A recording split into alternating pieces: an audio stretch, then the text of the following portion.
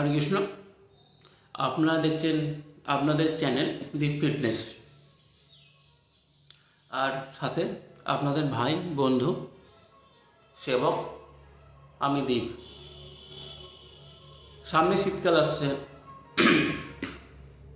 তো শীতকালটা যারা আমরা শরীরচর্চা করি, তাছাড়াও যারা যেসব ছেলেমেয়ে যারা আছে তারা নিজের শরীরটাকে খুব ভালোভাবে তৈরি করতে চায়, সুন্দর সুঠাম দেহ, তাদের জন্য খুব ভালো, তাই না?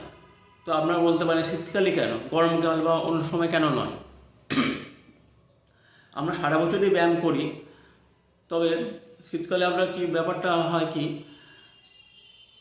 আমরা গরমকালে ধরুন চার স্টেপ পুশ আপ মারলাম, 2 চিরিং মারলাম, এতে কি হয়, আমাদের শরীর থেকে ঘাম বেরিয়ে যায়। আর শরীর থেকে ঘাম বেরোনো মানে ক্যালোরি বেরিয়ে যাওয়া বা ক্যালোরি ক্ষয় হয়ে যাওয়া, তাই না? যা আমরা তাদের হাবিয়ে পড়ি। এবং তাছাড়া গরমে আমাদের যে মানে ওয়ার্কআউট করা বা ব্যায়াম করার যে ক্ষমতা, সেটাও কম থাকে শীতকালের তুলনায়। আর ঘুমটাও খারাপ হয়, মানে আপনার শীতকালটা রাতটা দীর্ঘ, তো শীতকালে আমরা বেশি রেস্ট নিতে পারি। আর শীতকালে আমরা যাই খাই কেন, শীতকালে আমরা যাই খাই সেটা আমাদের হজম হয়ে যায়, হজম প্রক্রিয়াটা ভালো থাকে। এবং আমরা অনেকক্ষণ ব্যায়াম করলেও আমাদের দেহ থেকে ঘাম বেরোয় না। ঘাম বেরোয় না মানে কি, আমাদের শরীরে ক্যালোরি বেশি জমা হচ্ছে, আর আমরা চেহারাটা খুব সুন্দর, খুব ভালোভাবে তৈরি করতে পারি শীতকালের জন্য। এছাড়া আমাদের আয়ুর্বেদে মানে আমরা যে বলবদ্ধক যেসব ওষুধগুলো বলা হয়েছে, অশ্বগন্ধা, আপনার কুচ, শিলাজিৎ, সাবেদ মুসলি, মধু, এই সব কিছুই আমরা মানে গরম, এগুলো ধাত হচ্ছে গরম, তো এগুলো গরমে ব্যবহার করলে এগুলো অনেক সময় কি হয়, উপকারের চেয়ে অপকার বেশি হয়ে যায়।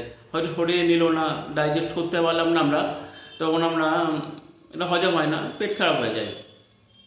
শীতকালটা ঠান্ডা থাকায়, এটা শীত এমনি ঠান্ডা পড়ছে, তো ওষুধের ধাত গরম হলে সেটা সয়ে যায়, আমরা সেটা ডাইজেস্ট করতে পারি, সেটা আমরা শরীর গ্রহণ করে এবং আমরা সুন্দর স্বাস্থ্য লাভ করি। তো আপনারা কি কি খেতে পারেন? তো আমরা সব, আমি তো মিডিল ক্লাস, তো আমরা সবাই মধ্যবিত্ত পরিবার বেশি কিন্তু বিলং করছি, তো আমি তাদের জন্য বলবো, আপনারা ধরুন সকালে ব্যায়াম করার আগে বাথরুম টয়লেট করার পর একটি উষ্ণ গরম জলে, হাফ গ্লাস উষ্ণ গরম জলে একটি লেবু চিপে খেয়ে নিলেন, এবং তারপর অল্প কিছু একটা খেজুর চেপে খেতে খেতে ব্যায়াম শুরু করলেন। মানে ব্যায়ামের কিছুক্ষণ আগে খেলেন খেজুরটা বা একটা কলা খেলেন। এরপর ব্যায়াম থেকে ফিরে খাবেন 1 গিলাস দুধ, দুধের মধ্যে 4টে খেজুর থাকবে। আর দুধটা কিন্তু আগের দিন রাতে মানে ফোটানো থাকবে, আগের দিনের রাতে দুধটা ফোটাবেন, তাতে 4টে খেজুর দেবেন, এবং বাদাম দিতে পারেন কিছু, আমি আমাদের মধ্যবিত্ত ফ্যামিলির জন্যই বলছি, বাদাম দিতে পারেন, আমার যে চীনা বাদাম আছে ওটা রেখে দিলেন। আর কিশমিশ দিতে পারেন, মানে অ্যালমন্ড বা সবই দিতে পারেন, তবে যতটা কমের মধ্যে হয় আমাদের মধ্যবিত্ত ফ্যামিলি, আমি সেটাই বলছি।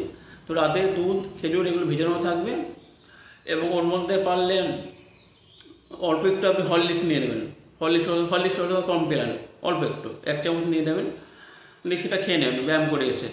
তারপর তো দুপুরে যেমন লাঞ্চ করেন, সকালে যেমন ব্রেকফাস্ট খান সেরকমই খাবেন, তবে খাবারের মধ্যে শসা বা ফলমূল এগুলি অ্যাড করবেন।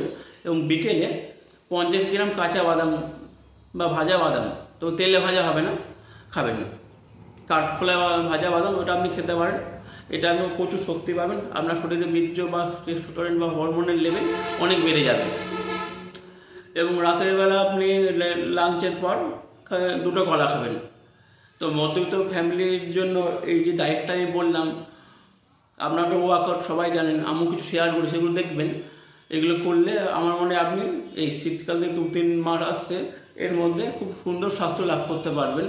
সবাই ভালো থাকবেন, সুস্থ থাকবেন এবং দেখতে থাকবেন দীপ ফিটনেস। হরে কৃষ্ণ।